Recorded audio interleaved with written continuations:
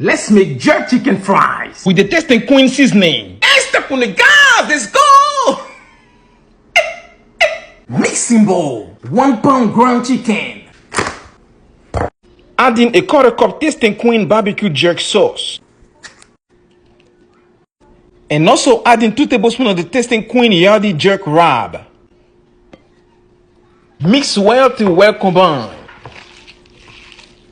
Add the mixture to a Ziploc bag.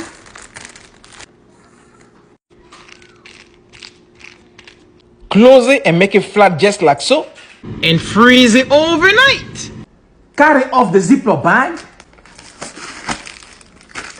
and cut it into sticks. Just like so.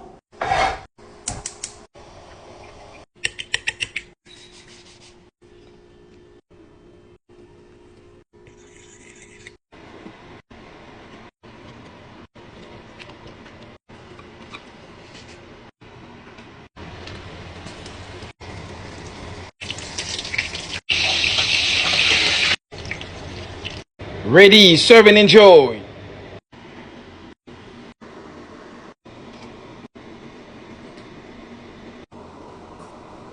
Wow, this is bossingly bossing.